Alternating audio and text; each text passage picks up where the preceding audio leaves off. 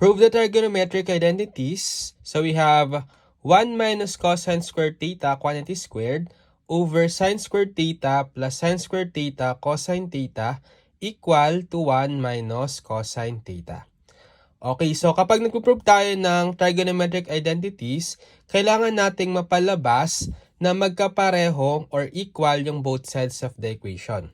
So ano yung pwede nating i-simplify dito? Obviously, yung mas komplikadong side, which is itong left side, right? So try nating i-simplify itong left side, palabasin natin na equal sa 1 minus cosine theta. Paano? By using some of the fundamental identities. Okay? So, una kong gagawin is, try kong i-factor out itong sine squared theta dito sa denominator. So, copy ko muna yung numerator, 1 minus cosine squared theta quantity squared divided by, okay, pag kinakart natin itong sine squared theta, magiging sine squared theta times, so sine squared theta divided by sine squared theta, 1 na lang, plus sine squared theta cosine theta divided by sine squared theta, magiging cosine theta na lang. Okay, ngayon, try nating applyan ng identity yung numerator. So, 1 minus cos squared theta, I can apply yung Pythagorean identity. Diba we have sine squared theta plus cos squared theta is equal to 1. So, kapag tinranspose natin itong cos squared theta sa kanan, so magiging sine squared theta is equal to 1, then minus cosine squared theta. So, ibig sabihin, itong 1 minus cosine squared theta is equal pala sa sine squared theta. So, pwede kong ipalit dito.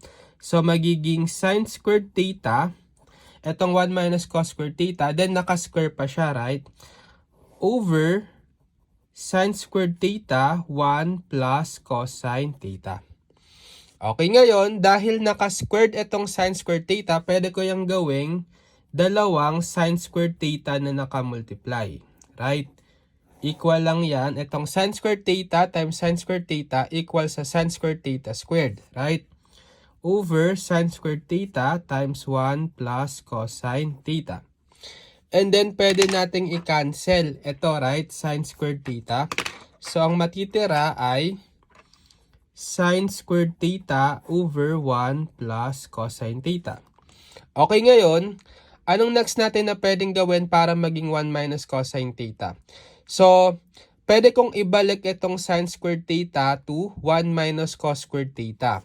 Pag binalik ko yan, magiging 1 minus cos squared theta over 1 plus cos theta. And then, pwede tayong mag-factor. So, kaya ko binalik as 1 minus cos squared theta. Nakita ko na kapag binalik ko siya dito sa 1 minus cos squared theta, yung sine squared theta, pwede kong i-factor using difference of two squares para makakancel ko tong 1 plus cosine theta. Ano ba yung factored form ng 1 minus cos squared theta using difference of two squares? Diba 1 plus cosine theta times 1 minus cosine theta, right? Over 1 plus cosine theta. And then, makakancel ko na nga itong 1 plus cosine theta. Ang matitira na lang is itong numerator, which is 1 minus cosine theta.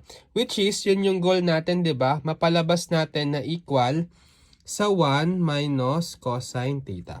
So, therefore, we have proven that trigonometric identity.